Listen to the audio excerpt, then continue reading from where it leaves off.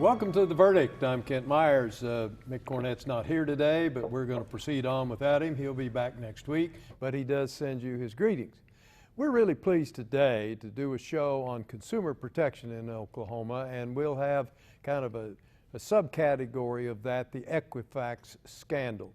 We've got as our guest today Julie Bays, who is the chief of the Consumer Protection Unit at the AG's office, and she's going to tell us about what she does, what her unit does, and what kind of problems they face, and how they get involved in everything from consumer fraud to tornadoes to floods and the like. Some things that you may not remember or understand that they are involved in. I certainly did not, but we're going to bring that to you today. I think you're going to find it fascinating.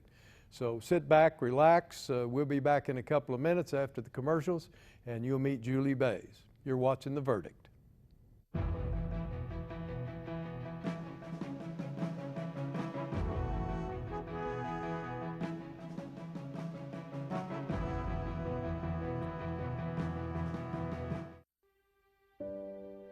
I went to college at the University of San Diego. I went to medical school at Yale School of Medicine. I did my internship at Harvard and then my residency at Columbia in New York City. My name is Whitney Tolpenrud. I'm a dermatologist and I am Chickasaw. I always knew that somehow I would figure out a way to give back to my tribe, to say thank you. So I've been coming to the hospital now for about a year. I come for 2 days consecutively every other month.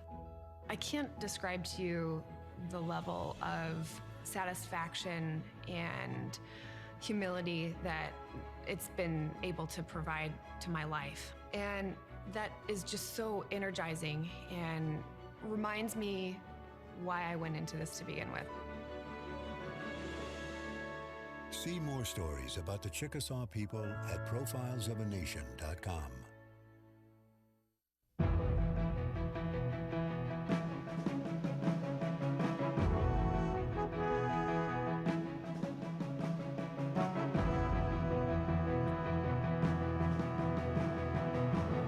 Welcome back to The Verdict. As I talked about in our opening segment, our guest today is Julie Bays.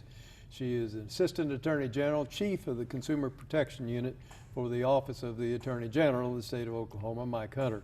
Mike was good enough to allow her to get away from the duties for a while to come visit with you about what she does. Julie did her undergraduate, well, I want to start out by saying she grew up in Clinton, Oklahoma. Clinton Red Raider or something. Tornadoes. Tornadoes, excuse me, Red Tornado. She took her Red Tornado to the University of Oklahoma, where she graduated Phi Beta Kappa. She went on to law work at the University of Oklahoma and got her JD degree. After that, she was in private practice in Norman for 4 or 5 years, and then 17 years ago joined the Attorney General's office and has been there ever since, ascending to the title that she now holds, Chief of the Consumer Protection Unit. She's got a lot of problems and opportunities on her plate, and she does a great job of getting them solved for the citizens of Oklahoma. Julie, welcome. Glad to have you. Thank you, Kent. I'm glad to be here. Well, talk about the Consumer Protection Unit. Tell our viewers what it does, what kind of problems it tries to solve. The Consumer Protection Unit has quite a few responsibilities that include, of course, consumers. We deal with thousands of consumer complaints a year. We field thousands of calls per year. We've got 4 consumer representatives that handle those calls and those complaints. When we get complaints, the Consumer Protection Unit then mediates with the business. For instance, we'll send the complaint to the business and say, this consumer has this complaint, would you like to respond? Out of that process alone, the Consumer Protection Unit last year got $200,000 back in refunds for consumers. That's without filing a case, a civil case, or a criminal case. It's just sort of a mediation service that we offer to the citizens of Oklahoma. That's one little portion of what we do in the Consumer Protection Unit. Well, let's talk about that a little bit. Okay. When you say a consumer thinks that he or she needs help, they can call your office. Do you have a hotline or something like that? Yes, they can call our office. They can call, it's 405-521 2029, and that's our hotline. Then a consumer representative will contact them and offer them a complaint in the mail, a form. We have a form. Offer to mail them a complaint and or direct them to our website where there's an online complaint form. So let's take that another step. If a consumer doesn't want to pick up the phone and try to call, they can get on your website and get all the information they need about filing the complaint. Exactly. When you get on there, you'll see consumer complaints, and you just click on that, and it'll say consumer online complaint. And we deal with literally thousands a year of those complaints. Well, how many folks do you have under your jurisdiction in the Consumer Protection Unit? We have 4 consumer representatives, like I said, and then we've got 5 agents. They're basically police officers. What do they do? They're trained. We also do criminal cases, so we do a lot of embezzlement, home repair fraud. Unfortunately, Oklahoma is not immune to disasters. We know that too many times. For instance, the more tornadoes, multiple more tornadoes. And so we go after scammers. We go after embezzlers, and we go after any kind of consumer fraud. And so we have criminal jurisdiction, and so the agents are there for that purpose. They do our investigations into criminal matters, and so that's another portion of what the Consumer Protection Unit does. So when a matter comes into the Consumer Protection Unit, it conceivably could either be a criminal matter or a civil matter or both. Yes, and what we do is, because we receive over 3,000 or so consumer complaints a year, we take those, and through our Consumer Protection Unit and our great Consumer Protection Unit representative lead, her name's Susan Leib, what she does is she fields those. So she'll look through them. Usually it's not even a criminal or a civil matter. It's just a complaint. And the business is misunderstood, or the consumer has misunderstood some transaction. And so that's why we first forward those to the business and then let the business respond. In some cases, we'll notice, or Susan will notice that there's multiple complaints might come in the same day or the same week. We might get like 5 complaints on a contractor in the same week. She'll immediately pull those, and instead of treating them as a mediation type, she'll bring it to me or another attorney within our unit and say, could you review these? It looks like a potential criminal or civil matter. What if, let's assume it's a civil matter, not a criminal matter. What if the business just chooses not to respond to you, just goes silent? Well, it's voluntary service, so the business does not have to respond. We have found that 99% of the honest businesses out there do respond, and we then we send that response back to the consumer, and if the consumer has anything further they want to tell us, we let them. At that point, I can say that usually about 95% or more of our consumer complaints are closed, either resolved, the consumer's happy, or because the consumer might have been in the wrong and the business was in the right, and we close the case, we close the complaint, and we send a letter to both the consumer and the business to say, our services are no longer needed, this case is closed. If the matter becomes, or it appears to be something that would warrant criminal prosecution, how does that proceed? It usually comes to me. I make the final decision. We have an agent in charge. Our agent in charge is a law enforcement officer, and he will take it and assign it to one of our agents. Then our agents, what they do is they start a white-collar investigation. And so whether it's bank records they might need, interviewing the victims, interviewing the potential defendant if they're willing to talk to our office. And then after that process, we'll make a final decision whether or not to press charges. In some cases, you brought up civil, in some cases it doesn't rise to the level of criminal. It just rises to incompetence maybe, or the business just did such a bad job. We still might not file a civil case because the Attorney General is statewide. The Attorney General's office has to be within the public's interest that our office would get involved instead of a private civil attorney. And so we make that decision based on various factors. The number of complaints against a certain business, whether or not it is in the public interest that we make a statement regarding that practice of that business. And so we don't file civil suits on behalf of the consumer. We file on behalf of the state of Oklahoma. So we have to look at the broader picture. But there are times we do that.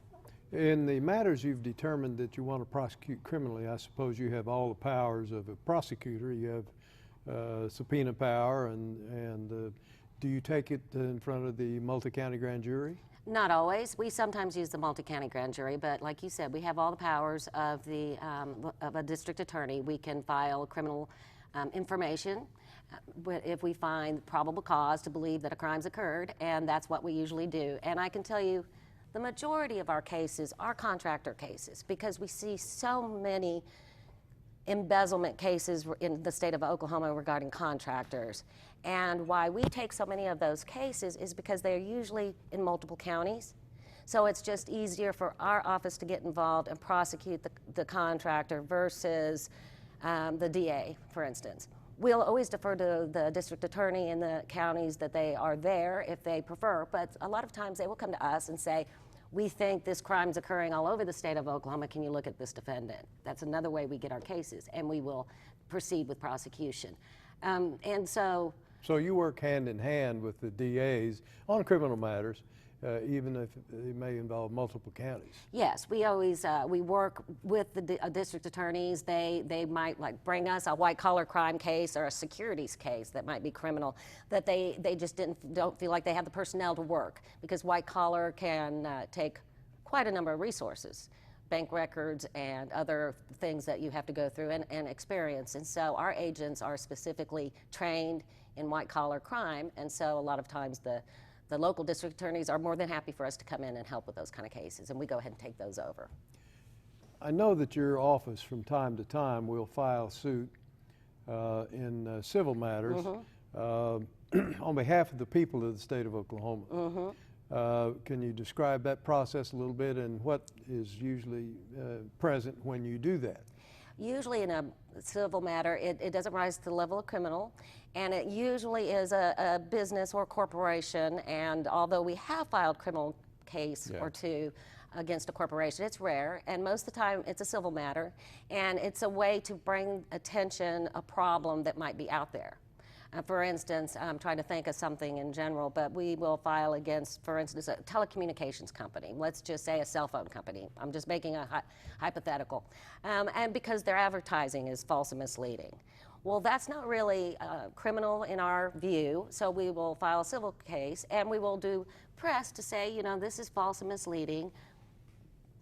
Change your ways business, and usually why we bring it on behalf of the state of Oklahoma and the citizens of the state is to change a practice that might be a bad practice that the business needs to fix, and so that's why we file civil cases a lot of times. Okay. You're watching Julie Bays, Assistant Attorney General in charge of the Consumer Protection Unit. We'll be back in just a minute.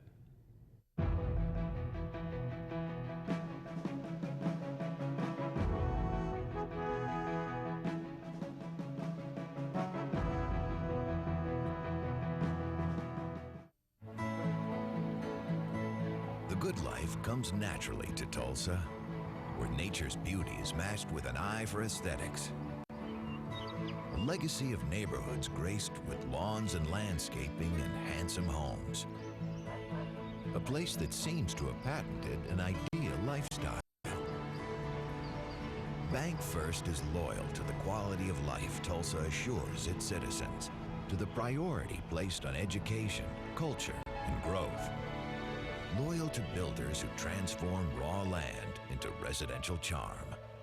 Developers who see opportunity and add vitality to Tulsa's economy. Bank First serves both enterprise and private lives that need a loyal partner. It's how we help nurture this city's very good life. Bank First. Loyal to Oklahoma. Loyal to you.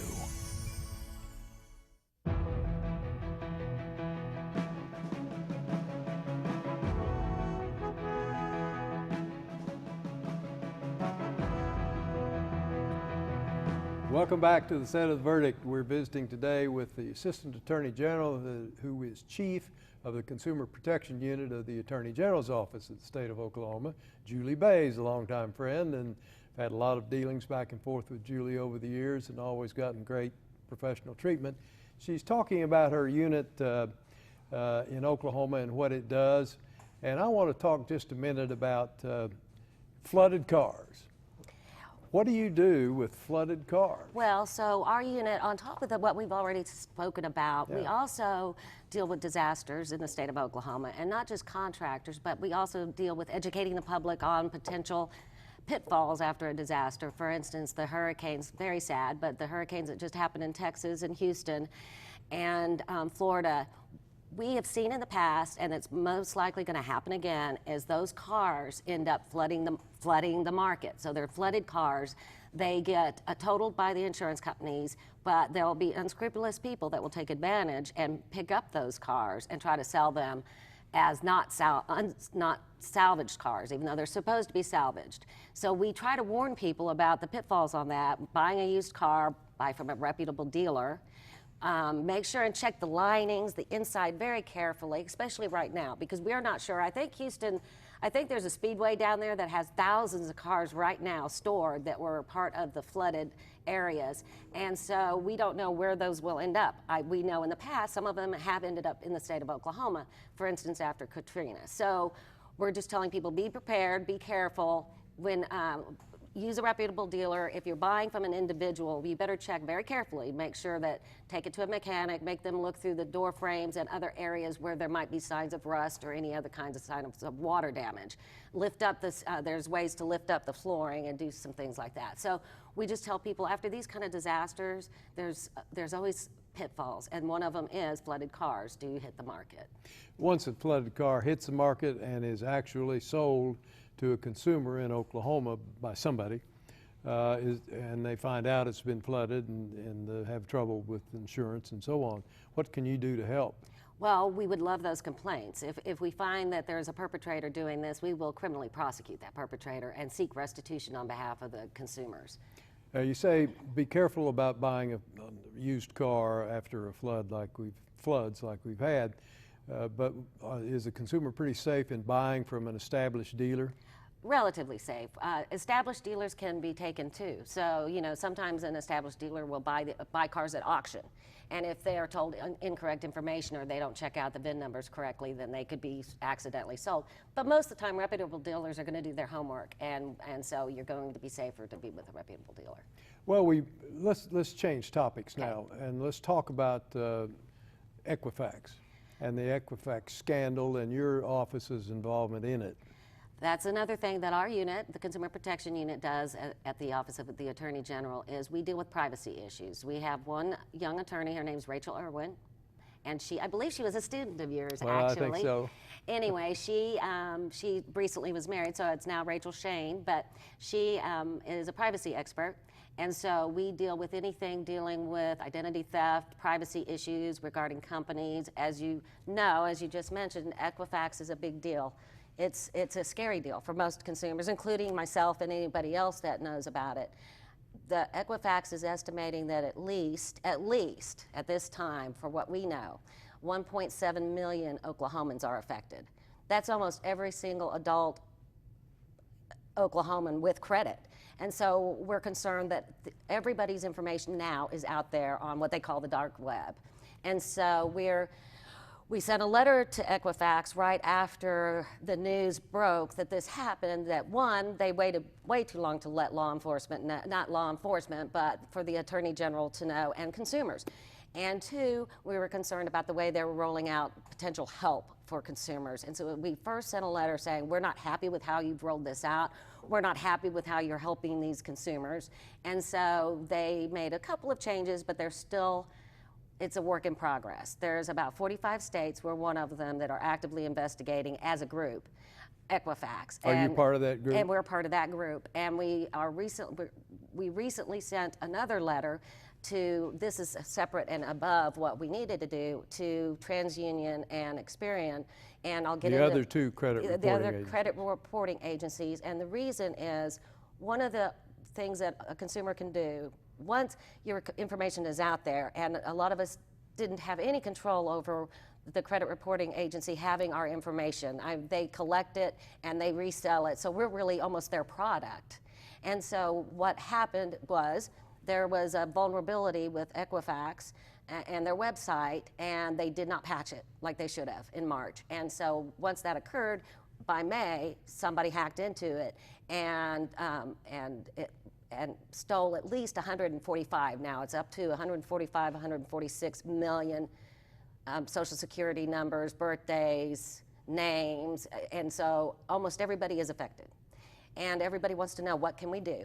The only thing that we really can do to 100% protect our identity, and it might not be perfect, is to put a security freeze on our credit reports with each of the 3 credit reporting agencies. How do you do that? Well, Equifax, TransUnion, and Experian all have an 800 number, and you can call our office for those 800 numbers. You can get online and look online, and so I When look online, look for look what for website? Equifax, Oh, for those. TransUnion, or the easier way to do it, and this is what we tell consumers, we either will send you a packet that has all that information about identity theft, or you can go to the Federal Trade Commission's website too. It's ftc.gov, and they've got an identity theft tab. You click on that, and it's got all the information you need regarding how to protect your identity. These security freezes, though, unfortunately, at first, Equifax was only going to allow free. They cost $10 per person unless you're over the age of 65 in Oklahoma. So if you're over the age of 65, it's free for a security freeze. If you're under, it costs $10 to put a freeze on your account, and then it costs $10 to remove it. When a security freeze is in place, you cannot get credit. You can't go buy a car because it will not allow the creditor to actually even pull up your credit report, and so it's a complete security freeze. We have something else that's called a fraud alert, and that you can still get credit. It just alerts potential creditors to take extra precaution when taking a credit application. These security freezes cost $10. We recently sent a letter asking TransUnion and Experian to waive those fees. We also requested Equifax. They were only going to waive those fees up until September 21st. And one of the things that we have discussed with Equifax, and the states have, is extend it. So now it's been extended through January 2018. To waive the fees. To waive the fees. Yeah. We feel that, considering the fact that consumers have no real choice in credit reporting agencies, unlike you going to Target and filling out a credit application, that they should be allowed to freeze their account without it costing. Right now it still costs $10 in Oklahoma. And once you get it frozen for the average consumer, average Oklahoman, that's about all you can do for now. That's really all you can do for now. The best thing you can do also, you get 1 free credit report per year from each of the credit reporting agencies. You can also, a lot of people ask us, well, what about these credit monitoring services? Where, you really don't necessarily have to pay for them. You can monitor your own credit by checking your credit report, by checking your accounts on I've dealt with this since 2007, since technology has changed so quickly, probably around 2007, and to this day, to where I check my bank account every morning because of the fact that it's gotten to the point where we just don't know who is going to be hacked and how secure their computer systems are. We're depending on them to secure their computer systems, and if they're not secure, anybody from China to Russia or wherever can hack into those systems and steal our information. Well, let me ask kind of a simple question, perhaps not a wise question. Well, have the credit reporting agencies fixed the problem? We're not sure. We do know that the Equifax's chief technology officer has resigned, and we know that the president resigned. And so I don't know if that's going to fix the problem. I think the problem is oversight of their computer system. The most important job they have is protecting our credit, because it's actually their product that they sell to businesses to make money. So their one job, and they failed. We're not sure if they're going to be able to fix it or stay on top of it. It puts the other credit reporting agencies on notice that they had better make sure that the information of all of our consumers is safe. If the consumer is concerned or has knowledge of an actual transaction based on stolen data, can that be a form of complaint that they can register with your office? They can file a complaint with our office, but we also say no matter how it occurred, even if it occurred on the internet, that they can file a police report with their local law enforcement agency. By statute, the agency is required to take a police report. And that's good because you'll need it for your bank accounts or whatever. You'll need a police report anyway. So we tell people to file a police report in the county or the city where you're living first.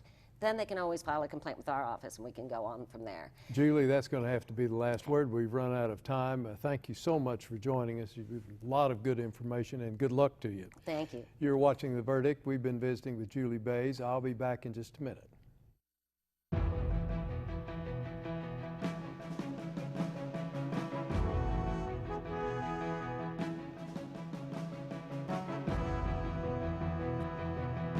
There are now 11 million of us who live here and work here. I was 15 when I came here 6 years ago. I raised my family here. I drive my truck to my job every day. The only difference between now and 6 years ago, I do it legally. I wanted to. Because this is my home.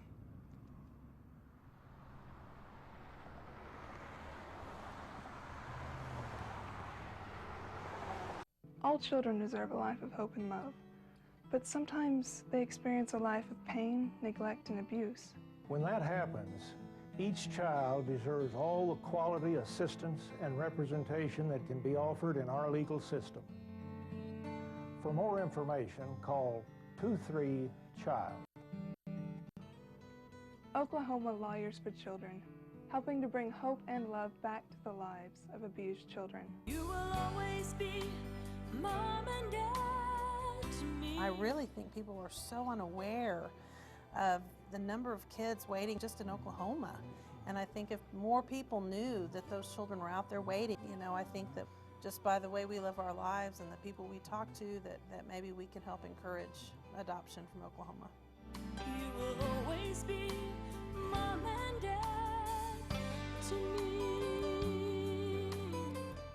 The Journal-Record is pleased to be a sponsor of The Verdict. The Journal-Record, since 1903, the best source of Oklahoma business news and legal information.